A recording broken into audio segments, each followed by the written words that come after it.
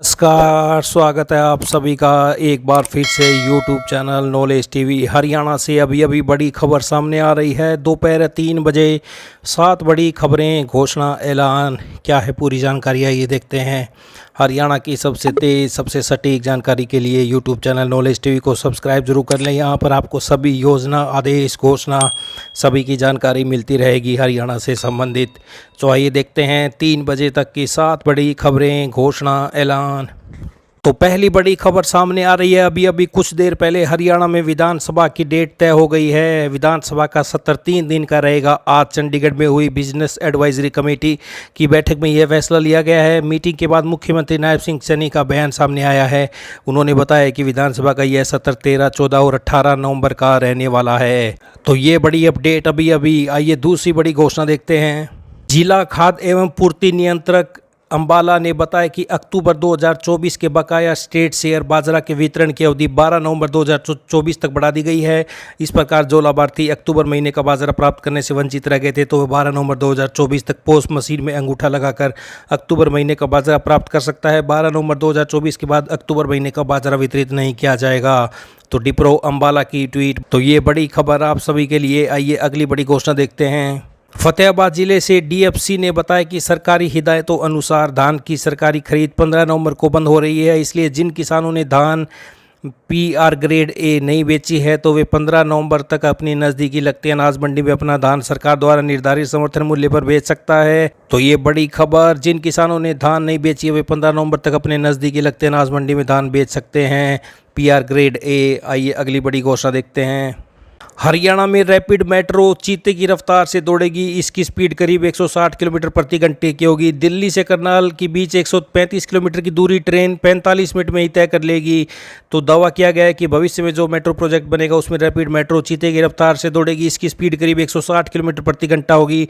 अभी करनाल से दिल्ली का सफर तय करने में 2.5 घंटे का समय लगता है। तो हरियाणा में करनाल तक रैपिड रेल कॉरिडोर बनाया जाना। इससे पहले पानीपत तक बनाना था, लेकिन पिछले दिनों दिल्ली में केंद्रीय मंत्री मनोहर लाल खट्टर और मुख्यमंत्री की बैठक में इसे करनाल तक विस्तार करने की मंजूरी मिली है। इसके लिए सर्वे किया जाएगा और इसकी संभावनाएं तलाशी जाएंगी। पानीपत तक मेट्रो का सर्वे हो चुका है, लेकिन बजट के अभाव में यह प्रोजेक्ट अभी पेंडिंग था। अब इसको मंजूरी मिल गई है। तो हरियाणा में चीते की रफ्तार से दौड़ेगी रैपिड मेट्रो। दिल्ली से करनाल सिर्फ 45 मिनट में पहुंचेंगे। तो दिल्ली से करनाल तक 17 मेट्रो स्टेशन बनेंगे। Delhi Panipat rapid metro rail line के करनाल तक विस्तार के बाद मेट्रो स्टेशन भी तय कर लिए गए हैं। दिल्ली से करनाल तक 17 मेट्रो स्टेशन बनेंगे। इसमें करनाल में 3 स्टेशन होंगे। Delhi Karnal rapid metro rail line का काम जल्द शुरू होगा। तो ये बड़ी खुशखबरी सभी के लिए। मेट्रो में एक बार में 250 लोग सफ़र कर सकेंगे। यह ट्रेन 6 से 10 मिनट के अंदर सर्विस के लिए उपलब्ध रहेगी। तो ट्रेन के रूट और उसके स्टेशन चिन्हित करने का काम शुरू कर दिया गया है। तो ये बड़ी घोषणा आप सभी के लिए आई। अगली बड़ी घोषणा देखते हैं।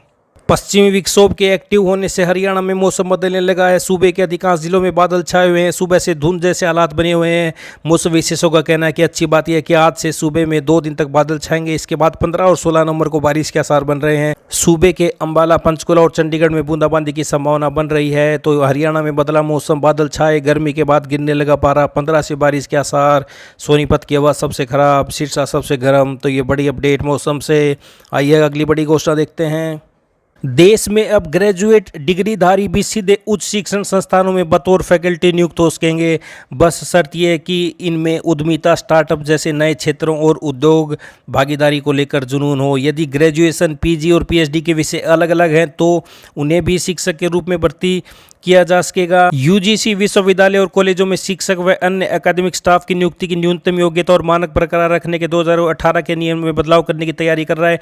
अभी 4 वर्षीय ग्रेजुएशन और पीजी के साथ पीएचडी होना फैकल्टी भर्ती होने की न्यूनतम योग्यता है और रिसर्च पेपर की संख्या भर्ती को आसान बनाती है। मौजूदा नियमों के मुताबिक उम्मीदवार की ग्रेजुएशन, पीजी और पीएचडी समान विषय में होनी चाहिए। अलग अलग विषय होने पर भर्ती की अनुमति नहीं है। फैकल्टी को अपने प्रमोशन के लिए academic performance indicator API score को ज़्यादा से ज़्यादा बनाए रखना होता है। यूजीसी ने फैकल्टी भर्ती 2018 के नियम की बीती 6 महीनों में विस्तृत समीक्षा की है। उसी के आधार पर नया ड्राफ्ट तैयार किया गया है। तो नई व्यवस्था ग्रेजुएशन पीजी पीएचडी के विषय अलग हैं तो भी शिक्षक बन सकेंगे। यूजीसी चेयरमैन ने बताया कि अभी फैकल्टी नियुक्ति उन लोगों तक सीमित रहती है जिन्होंने अपनी शैक्षिक प्रगति के दौरान एक ही विषय का अध्ययन किया है, जबकि उच्च शिक्षा पर संस्थानों को पीएचडी विषय के आधार पर फैकल्टी पदों पर उम्मीदवार के चयन पर संकोच नहीं करना चाहिए, भले ही उनके स्नातक या स्नातकोत्तर अध्ययन अलग अलग विषयों में हो। मौजूदा नियम इसकी मंजूरी नहीं देते हैं।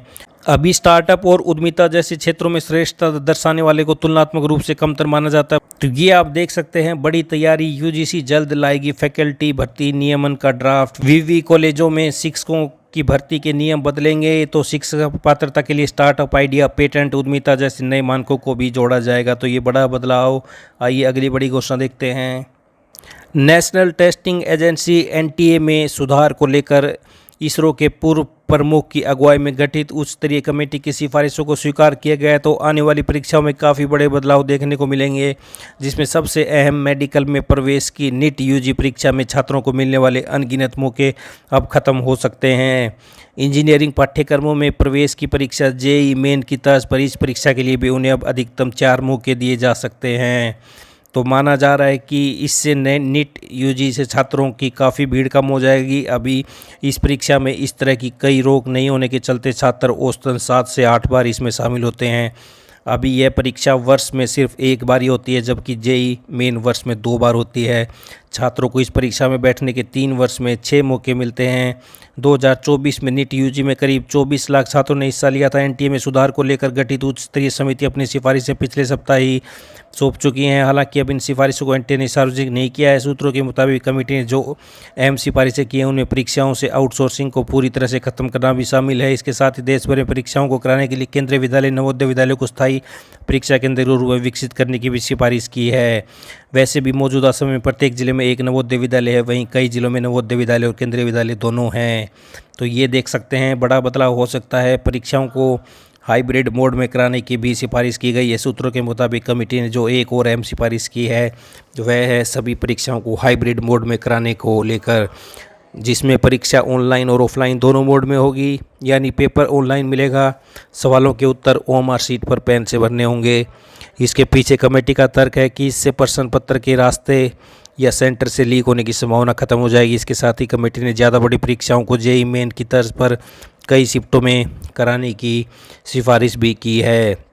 तो नीट यूजी विवाद के बाद गठित हुई थी यह समिति, ये स्वीकार हुई तो आउटसोर्सिंग पर लगेगी लगाम। केंद्रीय व नवोदय विद्यालय बनेंगे स्थायी परीक्षा केंद्र। हाइब्रिड मोड में आयोजित होगी परीक्षाएं। प्रश्न पत्र रास्ते में लीक होने की घटनाओं से मिलेगी निजात।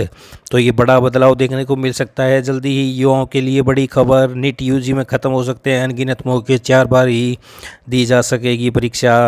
तो ये दोपहर 3 बजे तक की बड़ी खबरें, घोषणा, आदेश। तो हरियाणा की सभी छोटी से बड़ी अपडेट, योजना, घोषणा सभी आपको एक ही platform YouTube channel knowledge TV, यहाँ पर आपको समय समय पर मिलती रहेगी। तो हरियाणा की सभी जानकारी, मौसम, योजना, घोषणा सभी की जानकारी आपको पाने के लिए चैनल को सब्सक्राइब करना होगा, बेल आइकन को दबाना होगा, घंटी को ज़रूर दबाएं।